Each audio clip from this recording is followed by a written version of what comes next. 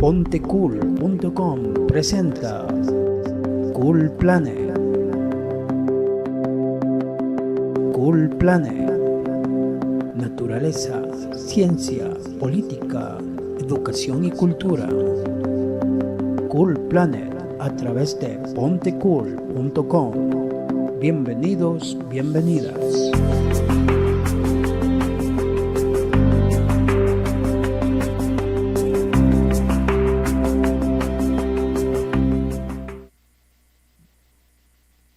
Muy buenas noches, amigos de Ponte Cool. Estamos tu programa Cool Planet. En esta ocasión tenemos una invitada especial.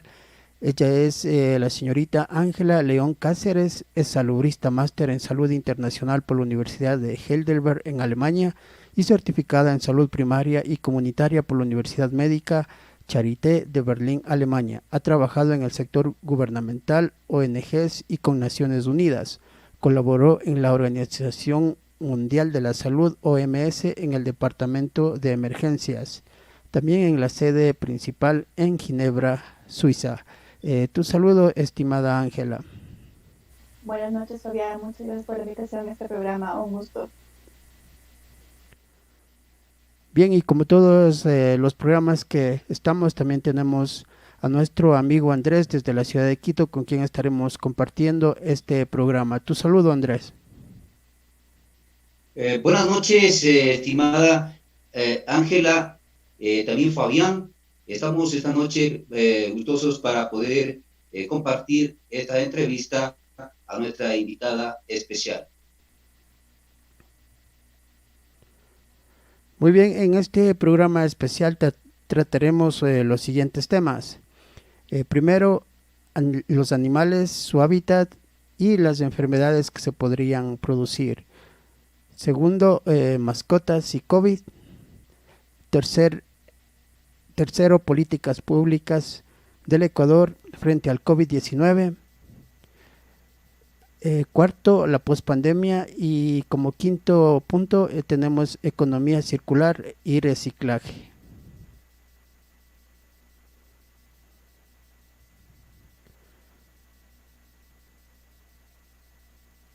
Muy bien, estimada Ángela, coméntanos en cuanto a los animales y su hábitat y cómo se puede producir esta transmisión de los virus entre los animales. Coméntanos, por favor. Bueno, buenas noches antes nuevamente, Fabián. Gracias por la invitación. Creo que es importante conversar esta noche sobre el tema de salud humana y la sanidad animal, que son independientes y están vinculadas a los ecosistemas, que quiere decir en relación a animales domésticos, los silvestres y sus ecosistemas. Es importante indicar que las enfermedades de origen animal a las que el hombre es sensible, como por ejemplo la influenza aviar o la rabia, representan riesgos mundiales para la salud pública. Por eso es que las enfermedades que tienen un reservorio animal identificado pueden causar graves crisis sanitarias, como por ejemplo la que actualmente hemos vivido. Y estos riesgos están acentuados, sobre todo con la globalización y los efectos negativos del cambio climático y del comportamiento humano, lo que a su vez multiplica las oportunidades para que los patógenos, es decir, ciertos virus, colonice nuevos territorios y evolucionen bajo nuevas formas. Eso es lo que suponemos que pasó en el caso del SARS-CoV-2, que es el causante del COVID-19. En este caso, sí. Coméntanos de pronto cuál es la palabra correcta que define que un virus se pase al ser humano y cómo es el proceso de transmisión. Como lo indiqué anteriormente, existen reservorios, que es un agente, que puede ser un hábitat, puede ser seres humanos, animales, del ambiente, que es donde el agente reside, crece y se multiplica. Entonces existen enfermedades que se pasan de humano a humano, enfermedades que pueden ser transmitidas de animales a humanos por diferentes formas. Por ejemplo, en el caso del COVID, la información actualmente disponible sugiere que el SARS-CoV-2, que es el virus, surgió de un origen animal. Entonces, estos datos nos muestran que un pariente cercano u otro, por ejemplo, el coronavirus, circuló o circula en poblaciones de murciélagos. Sin embargo, actualmente no existe una evidencia total suficiente para identificar absolutamente cuál fue el origen del SARS-CoV-2 o explicar exactamente a totalidad cuál es la vía perfecta de transmisión original a los humanos. Quisiera conocer el impacto que produce la deforestación para que se produzca este intercambio de virus entre especies con el ser humano. Bueno, en realidad desde un punto de vista científico, los coronavirus han existido durante hace muchos años y son comunes en ciertos animales. Por eso es que este virus no tiene probabilidad de haber sido fabricado en ningún laboratorio desde una perspectiva científica, ya que los datos de secuencia genética muestran que el SARS-CoV-2 es un pariente cercano de otro coronavirus que circula en poblaciones de murciélagos.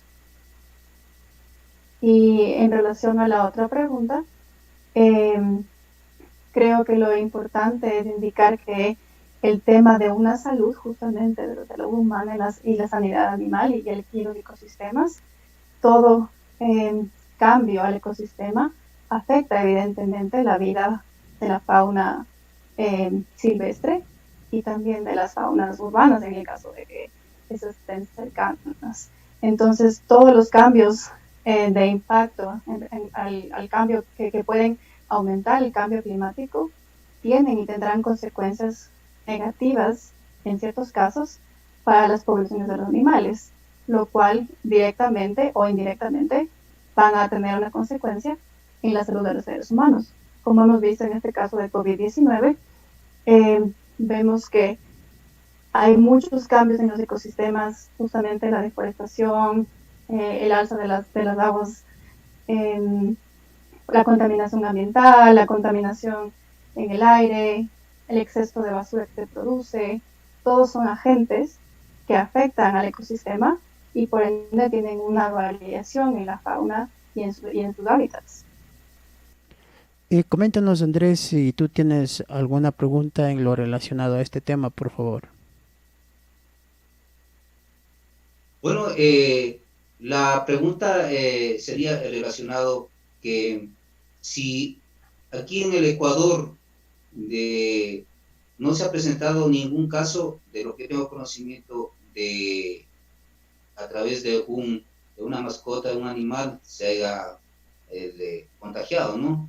Pero científicamente habría, estimada Ángela, que no hay ninguna probabilidad que en el transcurso del tiempo que se está pasando, que de ningún animal se podría contagiar este virus que se está viviendo en el Ecuador y en el mundo. Sí, lo importante indicar es que aún no existen pruebas de que los animales de compañía, es decir, mascotas, gatos, por ejemplo, estén desempeñando un papel epidemiológico en la propagación de las infecciones humanas por este virus, por el SARS-CoV-2. Sin embargo, todavía se recomienda que las personas que están enfermas con COVID y las personas que están en riesgo limiten el contacto con animales de compañía y en general otros animales, y sobre todo tomar medidas de precaución y de bioseguridad al manipular y cuidar los animales. Siempre se deben implementar medidas básicas de higiene, que incluyen en este caso lavarse bien las manos después de tocar un animal, sus alimentos o sus suministros, sus juguetes, y también como evitar, por ejemplo, tener contacto directo con ellos al besar o compartir ciertos alimentos que podemos tener con los animales. Esto se lo hace como una medida preventiva y se conoce en ciertos estudios que pese a que varias especies de animales se han infectado con el virus, estas infecciones no son las que están impulsando justamente la pandemia de COVID, sino la propagación actual del COVID es el resultado de una transmisión de humano a humano. Muy importante resaltar este aspecto en cuanto a que las mascotas, hasta el momento no se tiene una información científica de que puedan pasar el virus al ser humano. Lo que sí se recomienda, como decía nuestra amiga Ángela, es el cuidado de los animales, no abandonarles y tener siempre las precauciones. Sí, efectivamente, cuando una persona se encuentra, por ejemplo, con el virus, es importante que su mascota no salga de la casa para evitar posibles nuevos contagios, porque como indiqué, aún la evidencia científica no es concluyente. Sí se han encontrado, por ejemplo, en ciertos estudios internacionales, la presencia del virus en animales de compañía como los gatos o los perros. Sin embargo, la relación es inversa, más bien la persona se encuentra infectada y por ende, posiblemente, en ciertos experimentos, las mascotas también se han visto afectadas, pero actualmente no hay una evidencia concluyente que muestre que los animales son quienes traen, por así decir, el virus a las personas. Sí, exactamente, es muy correcta esa afirmación. Igual hemos leído algunos artículos en lo relacionado.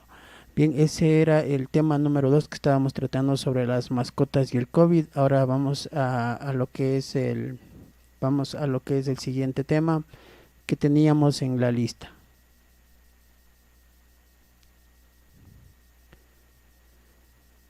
Bien, desde el punto de vista de la salud, coméntanos cómo ves tú las políticas del Estado en lo relacionado en general a esta pandemia.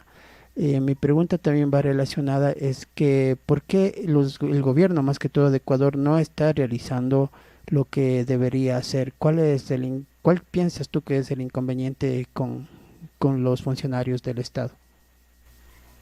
En relación al análisis del sistema de salud de Ecuador, hemos visto que en los últimos años se ha visto un poco, los últimos 3 años, por así decirlo, se ha visto un poco debilitado el sistema de salud, dada la baja inversión que tiene desde el gobierno central en temas sociales, que incluye en este caso el sistema de salud, y por ende, por ejemplo, vemos despidos masivos de profesionales de la salud, aún en tiempo de pandemia, el cual, por ejemplo, es absolutamente un gran reto poder manejar una situación de emergencia con poco personal.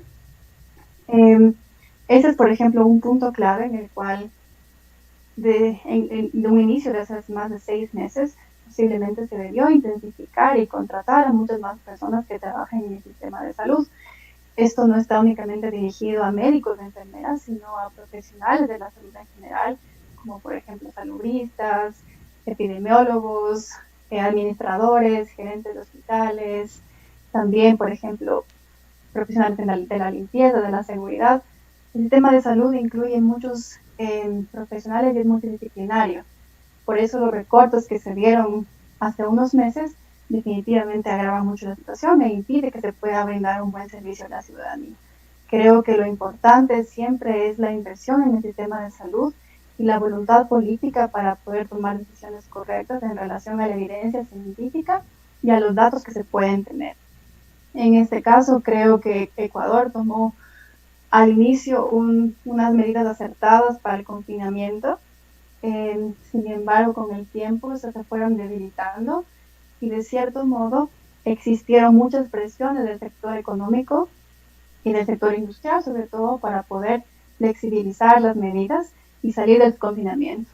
Sin embargo, vemos ahora, por ejemplo, en la ciudad de Quito, que estas medidas de flexibilización indujeron a un comportamiento de la ciudadanía y a un comportamiento en general de la población más flexible y tuvieron que salir definitivamente del confinamiento para poder ver sus trabajos, para reaperturar la economía. Sin embargo, estas medidas, a mi parecer, tuvieron un impacto en la reaparición y en los nuevos números de contagios que se han presentado. Eso es lo que estamos actualmente viviendo en la ciudad de Quito, un repunte absoluto del número de casos. que no tuvimos en los primeros 3 meses, dadas las medidas de confinamiento.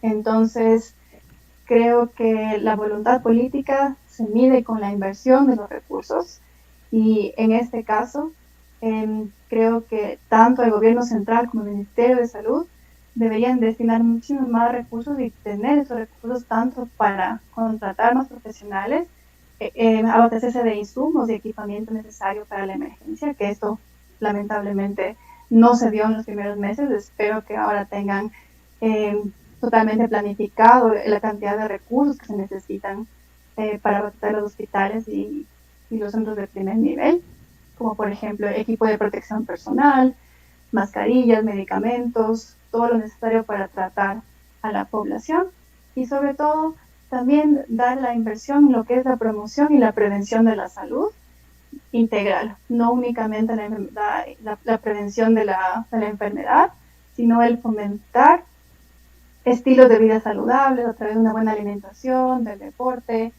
de la salud mental.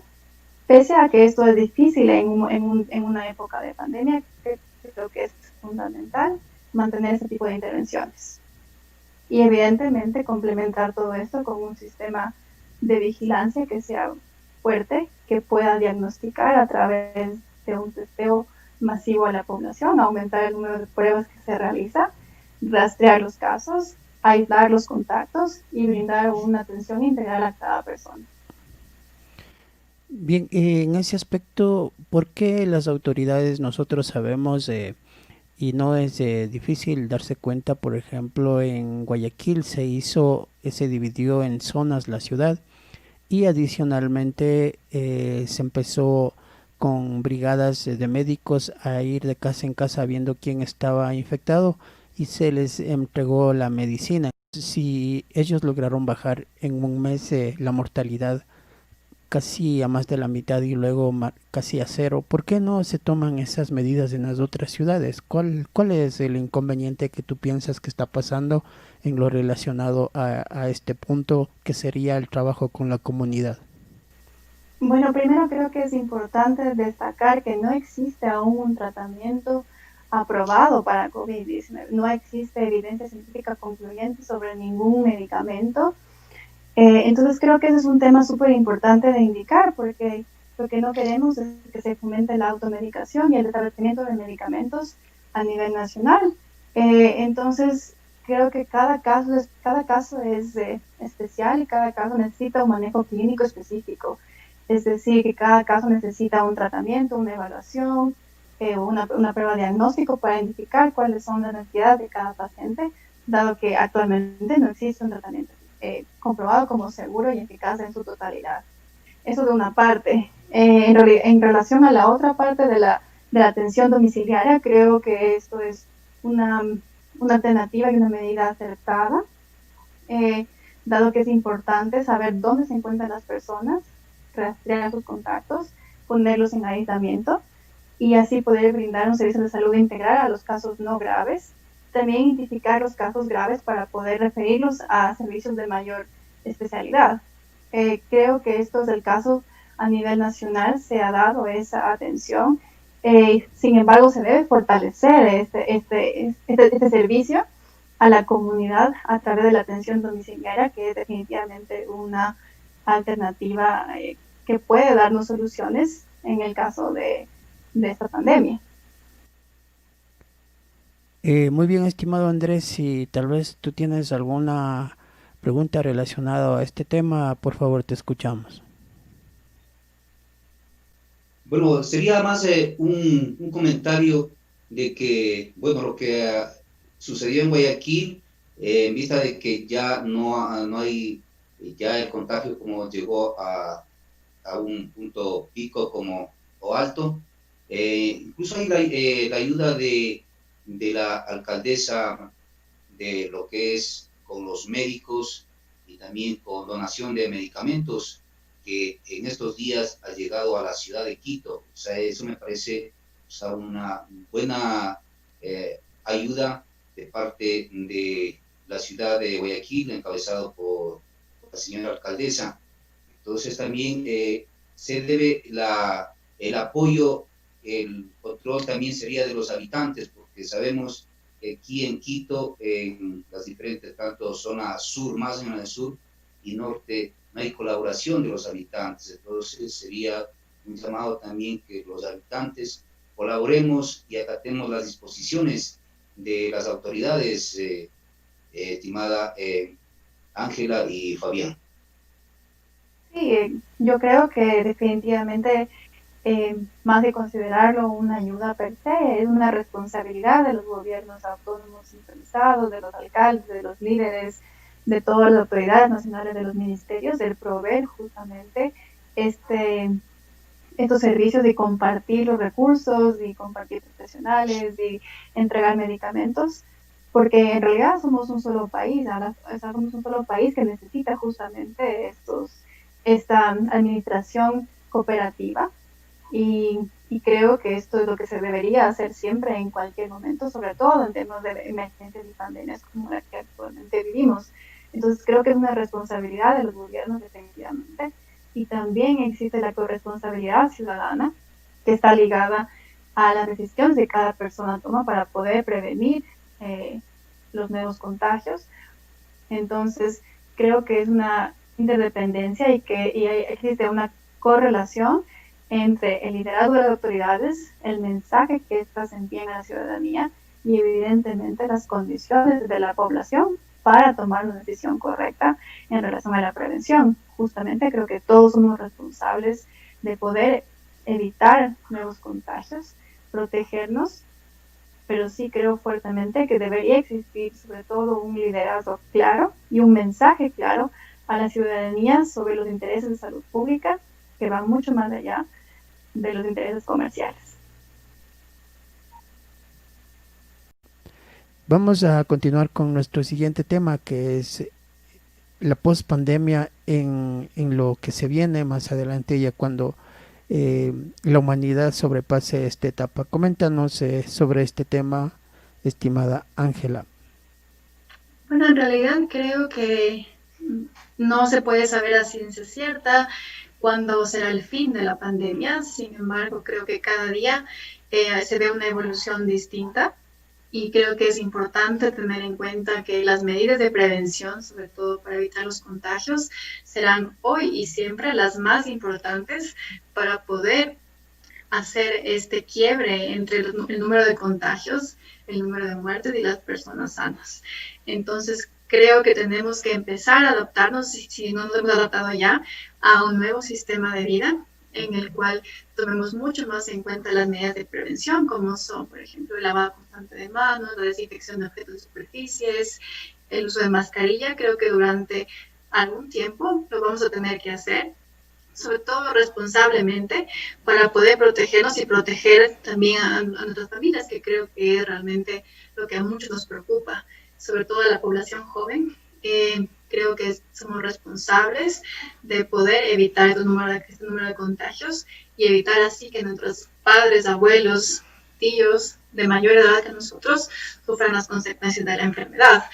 En relación a la parte, digamos, más técnica en el tema del sistema de salud, creo que hay que volver a hacer un análisis de cuáles son las causas estructurales de la problemática, y desde la perspectiva, por ejemplo, de los determinantes sociales de la salud, que son el ambiente, el sistema educativo, cuáles son los temas sociales, culturales, entender todos los parámetros para poder implementar soluciones y sobre todo invertir recursos que permitan que la sociedad y la población, por ejemplo, en este caso ecuatoriana, pueda vivir una vida mucho más sana, intentando invertir sobre todo en promoción y prevención, no únicamente para evitar la enfermedad, sino para promover estilos de vida saludable, como son, por ejemplo, a través de una buena alimentación, una buena nutrición, de la actividad física, de la salud mental.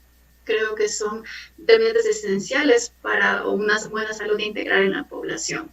Y creo que también esta pandemia nos ha dado la oportunidad de ver que existen alternativas, tanto en el tema económico, para poder hacer de un sistema actual que no es sostenible, tratar de hacerlo mucho más sostenible en el tiempo. Eso quiere decir que tenemos que trabajar para satisfacer las necesidades básicas de la población en relación a los límites del planeta, porque este planeta tiene recursos que son finitos. Sin embargo, la economía tradicional que se ha planteado hasta ahora muestra o intenta llegar a un crecimiento económico infinito. Entonces, ese no balance o ese imbalance que se da en relación a esos dos conceptos justamente nos lleva a una actual situación en la cual ya no hay un balance entre lo ambiental, ni el crecimiento humano, ni el crecimiento social.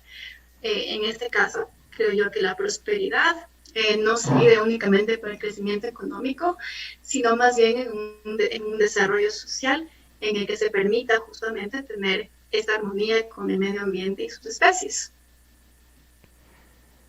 Muy bien, en la parte que tú comentabas sobre lo que es el Ministerio de Salud, bueno, yo pienso que esta pospandemia sí debería invertirse de mejor manera y aumentar los recursos públicos para fortalecer todos los sistemas a nivel de todo el Ecuador, y no solo del Ecuador, sino también a nivel mundial. Tenemos, por ejemplo, el aspecto con lo que sucedió en Italia. Allá hicieron muchos recortes en la salud y mira tú cómo tuvieron tantos problemas.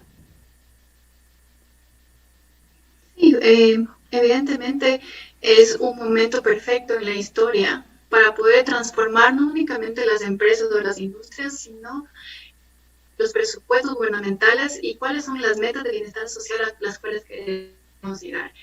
Es un momento en el cual no podemos quitarle más recursos a la salud, a la educación, a la investigación, a la ciencia, sino tenemos que poner muchos más recursos en esos sectores para poder evitar futuros problemas o emergencias sanitarias. Hemos visto que estamos en una crisis social y económica muy fuerte y los objetivos que nos plantearemos a futuro van a estar ligados evidentemente a las metas sociales y a las metas de bienestar comunitario y desarrollo local que podamos presentar, y eso está ligado a una fuerte inversión en ese sector.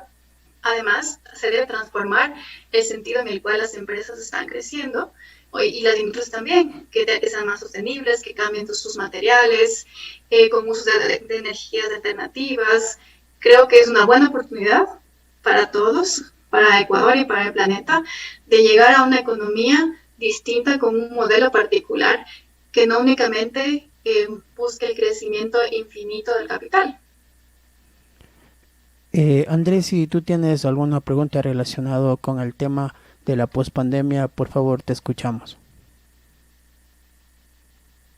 Bueno, sería tanto no pregunta, sino como un comentario que, bueno, todos los ecuatorianos y a nivel de otros países, o sea, la vida ya no va a ser lo mismo luego de esta pandemia. Ya incluso en los trabajos, en las fábricas, empresas públicas y privadas, para los microempresarios y todo, es un cambio total, porque hoy por hoy muchos de los negocios lo están realizando vía plataformas online y incluso los teletrabajos que se están realizando de las diferentes instituciones. Entonces, este sistema, para mí, forma de ver, va a continuar, que sé, algunos meses o un año. Entonces, ese es mi comentario. No sé si comparte Ángela y Fabián. Si lo escuchó Fabián y Ángela, ese es mi comentario, ¿no? Que continuemos, no sé, con el siguiente tema que tenemos en carpeta para continuar la entrevista con Ángela Fabián. Sí, justamente es correcto. Otro de los que sería pospandemia, bueno, tiene que ver con la tecnología.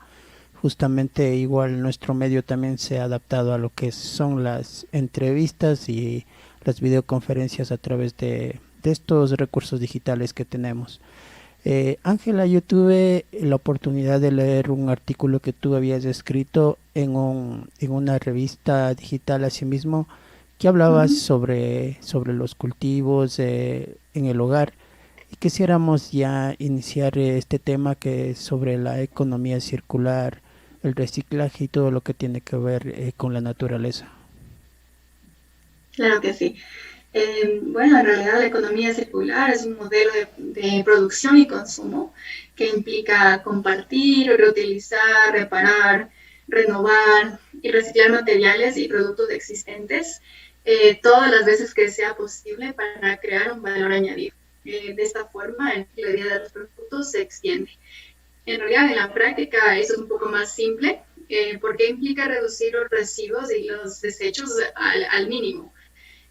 Por ejemplo, cuando un producto llega al final de su vida útil, sus materiales se deben mantener dentro de la economía siempre que sea posible. Esto lo podemos hacer a través del reciclaje, de la reutilización.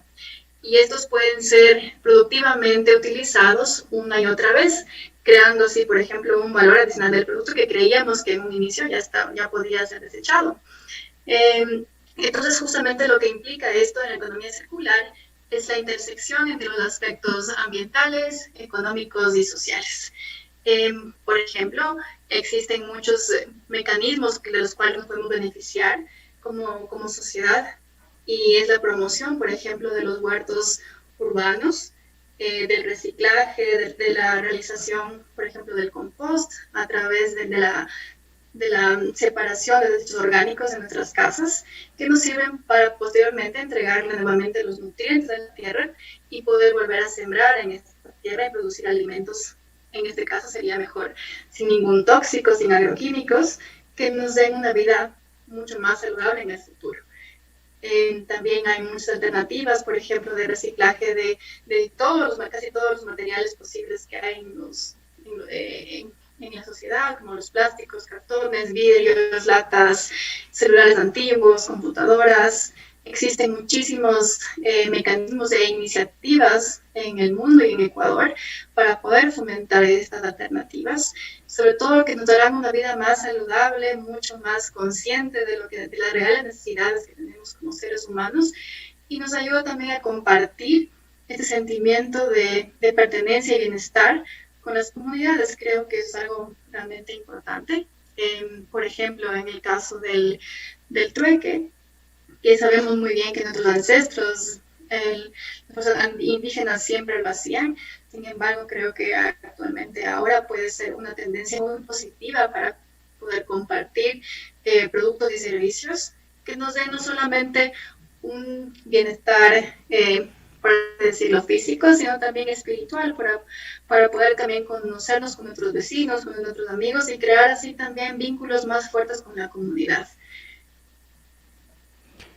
Para una persona que está interesada, por ejemplo, en un huerto dentro de su hogar, ¿cómo sería lo básico y qué producto tú le podrías sugerir que empiece, yo que sé, de pronto con semillas de maíz, bueno, no sé, yo alguna vez en la escuela me indicaron esa parte y yo estuve en la casa haciendo ese trabajo y desde ahí me gustó esta parte de cómo la semilla crece puede crecer en tu casa y tú puedes tener los alimentos. Coméntanos de esa parte, lo más básico. De pronto alguien nos está escuchando y está interesado y quiere saber cómo podría iniciar ese aspecto. Creo que lo más importante para poder iniciar un huerto urbano, sobre todo en un espacio limitado, siempre es la voluntad. La voluntad y la iniciativa de querer hacerlo, porque en realidad los recursos que se necesitan son muy pocos. Se pueden crear, por ejemplo, huertos urbanos en terrazas, huertos urbanos verticales, en tu cocina. Hay huertos que se pueden realizar en 1 metro cuadrado. No se necesitan muchos materiales ni inversión porque se pueden hacer, por ejemplo, con tus mismas botellas de plástico reciclables, con los envases de yogur, de leche, con los envases de los plásticos, con las cajas de los huevos. Creo que hay diferentes alternativas y todas esas las podemos encontrar en casa sin ninguna adicional. Por ejemplo, la tierra que también la podemos conseguir, hacer un abono justamente con el compost de nuestros residuos de los alimentos. Creo que son cosas que todos tenemos en casa y podemos a su vez también conseguir semillas que sean semillas orgánicas. los podemos conseguir fácilmente a través también de ciertos alimentos. Por ejemplo, podemos sacar semillas de los pimientos, de los tomates, del ají, podemos hacer crecer zanahorias, lechugas. Creo que esos realmente son los principios más básicos y podemos conseguir muchísimas semillas de muchas formas. Ecuador realmente es un país muy mega diverso y tenemos el beneficio y la suerte que otros países no tienen para poder conseguir todas estas semillas que aún son autóctonas de nuestro país. Entonces, por ejemplo, para comenzar un huerto, yo sugiero poder empezar con un semillero pequeño. Ya ahí vamos viendo poco a poco cuál es el proceso de crecimiento de las semillas. Además que creamos una conexión muy fuerte con los alimentos, que nos damos cuenta cuánto es el trabajo que realmente se requiere para poder tener, por ejemplo, una lechuga, una rúcula, unos tomates. Entonces, todo este camino y este entendimiento de cómo funcionan los cultivos en el momento que cosechamos nos da esta alegría y esta conciencia de saber cuánto esfuerzo, cuántos recursos de tiempo y agua y sol se necesitan para tener, por ejemplo, una ensalada, una lechuga. Entonces nos hace valorizar muchísimo más los alimentos y sobre todo tener fuentes de consumo, de autoconsumo, que son seguras, saludables, nutritivas y libres de tóxicos. Estimado Andrés, si tú tienes alguna pregunta relacionada a este tema, por favor, Ángela te escucha. Bueno, estimada Ángela y Fabián, más sería un comentario de lo que tengo conocimiento, incluso muy de cerca he tenido contacto en los últimos tiempos, es de personas que están emprendiendo lo que es la siembra de diversos productos como en hortalizas y en legumbres, es con el abono orgánico. Incluso he hablado, bueno, telefónicamente esta temporada y por videollamada en sectores de la sierra a nivel de la provincia de Tungurahua y Chimborazo, promoviendo lo que es la siembra con abonos orgánicos, para que recordarán que retornar a lo que antiguamente, que sé, nuestros antepasados no sembraban con nada de químicos, porque sabemos que los que producen los grandes agricultores, los químicos, los insumos que ponen es mal para la salud. Entonces se está promoviendo retornar en estos sectores mencionados para que se siembre con los abonos orgánicos. Incluso se tiene un plan piloto para poder llegar con los productos que van a producir en estas zonas, de llegar directamente del productor al consumidor a través de una red con el valor agregado y llegar al domicilio del ama de casa o de la persona que necesita. Así que eso le comento a Ángela y Fabián, y esperemos que si se hace realidad todo esto estaremos comentando también, Fabián. Bueno, no te había comentado porque todavía esta es un anteproyecto, pero estamos seguros que vamos a llegar a ese punto y poder comercializar productos sanos para la zona central del país, Fabián y Ángel. Muy sí, bien, muy bien. Justamente, Andrés, creo que es una experiencia muy válida y gratificante para todos los que hacemos y tenemos un huerto urbano en nuestras casas. Realmente los beneficios que existen a tener un huerto urbano son múltiples. Además de tener, por ejemplo, nuestra comida saludable y sana, también existe una reducción en el gasto económico de las familias. Aprendemos a reciclar, reutilizar y reducir residuos, a fortalecer, por ejemplo, la integración familiar y la educación ambiental en los niños, de los más pequeños, que son quienes luego tendrán a cargo este mundo. Sí, así es, una excelente iniciativa, estimado Andrés. Esperamos que continúen adelante. Bien, siguiendo aquí con el tema de reciclaje, a mí me preocupa mucho realmente porque no se está haciendo casi nada en lo que es el agua cuando sale de las fábricas, ¿qué opciones hay para que se pueda purificar o reciclar esa agua? En este caso me refiero, parece que estoy mal, en este caso más sería purificarle o reciclarle. ¿Cómo sería eso? ¿Y qué procesos pueden realizar las empresas, las que trabajan con cueros, las que trabajan con tintura? Pienso que ese es el mayor daño que se puede estar haciendo en este momento al medio ambiente. Sí, evidentemente existen alternativas para poder evitar justamente la contaminación del agua, del aire, del suelo, porque sabemos que todos sus elementos están contaminados por la excesiva industria o los excesivos procesos químicos que hay en ciertas industrias. Entonces, las alternativas son justamente poder cambiar estos químicos, estos tóxicos para utilización, para nuevos proyectos. Hay información tecnológica y de nuevos productos disponibles que son un poco más costosos, sí, pero que en el tiempo tienen un valor agregado tanto al producto como al cuidado del medio ambiente. Es importante indicar que, por ejemplo, existen detergentes, jabones, suavizantes que son biodegradables y que pueden ser utilizados y que de hecho deberían ser utilizados para evitar justamente esa contaminación en las aguas, que es un tema muy importante. Y eso lo podemos también empezar en casa, porque por ejemplo, si utilizamos siempre los mismos detergentes que contaminan, es recomendable que podamos cambiar a unos detergentes o a unos jabones que sean biodegradables. Lo mismo sucede con el shampoo, con el jabón, para la ducha, con lavar los platos.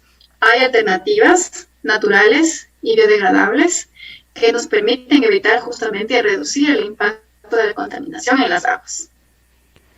Justamente ahorita que tú mencionas sobre esos productos, ¿hay esos productos ya en Ecuador y dónde nuestros amigos que están interesados, bueno, yo soy el primero que me intereso, podríamos encontrar esos productos? Sí, efectivamente en Ecuador existen estos productos y también hay muchos productos que los podemos fabricar nosotros mismos. Por ejemplo, podemos hacer jabones de avena, de café, podemos hacer lavaplatos con esencias de limón o de naranja, con un poco de vinagre. Se pueden generar diferentes tipos de shampoos, por ejemplo, en base a romero, en base a manzanilla. Entonces creo que las alternativas son múltiples, tanto para poder conseguirlas en un mercado nacional, que generalmente lo encontramos, por ejemplo, en Internet, lo he visto mucho, pero también hay alternativas que son fáciles de hacer en casa. Sí, y justamente me parece muy buena opción también este tema de crear productos que sean menos dañinos para el medio ambiente, en este caso con lo que es el agua que nosotros consumimos. Se me salta algo este momento a la mente en lo que son, por ejemplo, las aguas servidas. ¿Qué procedimiento se puede realizar para mejorar el agua que ya sale como desperdicio prácticamente de las casas? ¿Qué es lo que se puede hacer? ¿Qué es lo que deberían hacer las autoridades? Bueno, en realidad las aguas que salen, digamos, las aguas servidas, deben pasar por un proceso de potabilización bastante fuerte, porque vemos que el nivel de contaminación de las aguas, por ejemplo, en Quito, es elevado.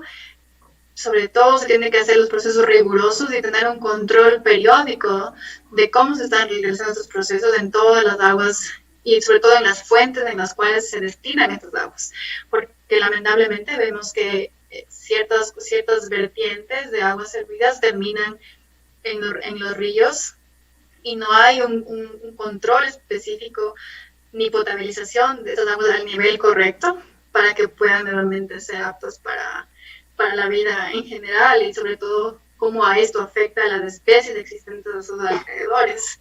Entonces, por ejemplo, los anfibios son muy buenos indicadores de la calidad del agua y del ambiente, porque ante la presencia de ellos podemos dar cuenta que existen ciertos indicadores de buena vida, porque son ellos muy sensibles a la contaminación. Entonces, si es que existen aguas muy contaminadas, los anfibios no van a vivir no van a poder vivir bien, ni siquiera existir.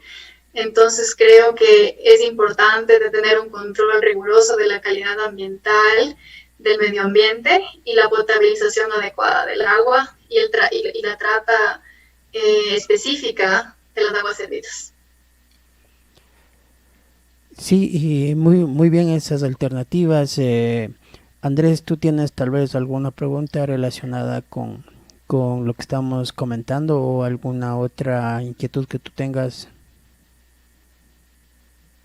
Bueno, más sería de comentarles que tengo conocimiento que a nivel de las fábricas especialmente que están ubicadas en la provincia de Tungurahua y en otras provincias donde a nivel de curtiembres, lo que es a nivel de lavado, hablemos en Tungurahua, la zona de Pelileo, lavado de los jeans, que las lavadoras, que está o sea, a través del medio ambiente, del Ministerio de Medio Ambiente, que están controlando porque tienen que tener unos permisos especiales y tienen que cumplir con esos residuales, esas aguas servidas que tenían que, a través de un tratamiento, volverles para reabusar para los mismos lavados de los jeans o como también de las curtiembres, porque ahí necesitan mucha agua.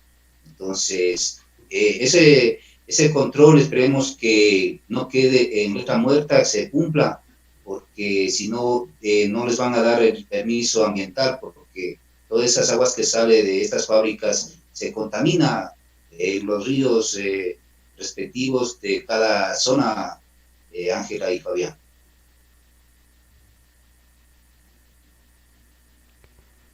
Bien, si así es, eso ya sería de parte de las autoridades, que ojalá ellos también cumplan su trabajo. Tal vez si tienes algo más que indicarnos, Ángela, en respecto a este tema, te escuchamos.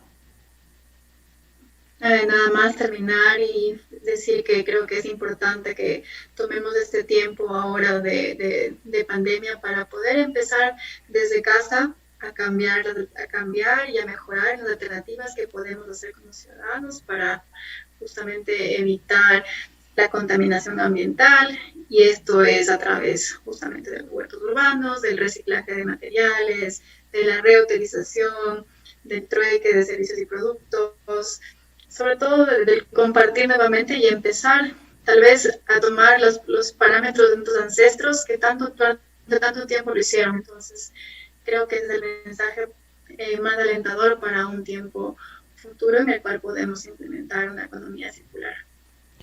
¿Qué te parece, estimada Ángela, si de pronto en un programa futuro podemos tratar más a fondo sobre estos temas? Bueno, ahora ha sido como un abreboca para que en los próximos programas podamos hacer ya algo más directamente con cada uno de los temas, más que todo de esta parte de la economía circular. Me parece muy interesante.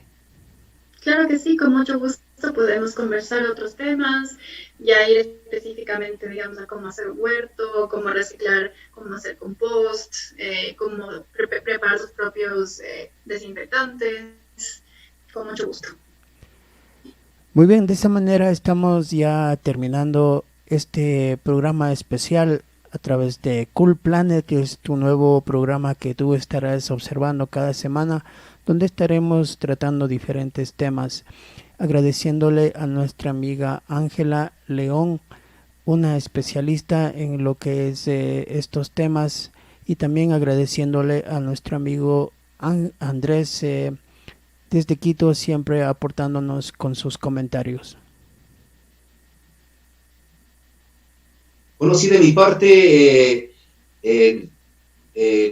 quedo lógicamente satisfecho por esta entrevista que me han tomado en cuenta, y agradeciendo también a Ángela, que no sea la primera ni la última vez. Bueno, a ver si se coordina por interno a través de Fabián, de pronto hacer un anteproyecto para esto del tema de utilizar lo que son las alternativas de huertos, tanto a nivel de legumbres, hortalizas, que se pueda realizar a nivel de la zona central del país, lo que es a nivel de la sierra específicamente. Así que de mi parte agradezco a Ángela y también Fabián por haberme tomado en cuenta de estar en este programa y esperemos estar en los próximos programas. De mi parte quedo muy agradecido y que tengan una magnífica noche. Bien, estimada Ángela, te agradecemos por tu tiempo. Sabemos que tú eres bien ocupada con tus investigaciones. Tus palabras finales ya para la despedida del programa. Muchas gracias Andrés y Fabián por la invitación.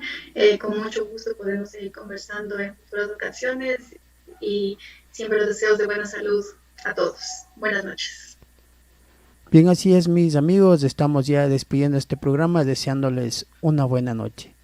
Hasta la próxima.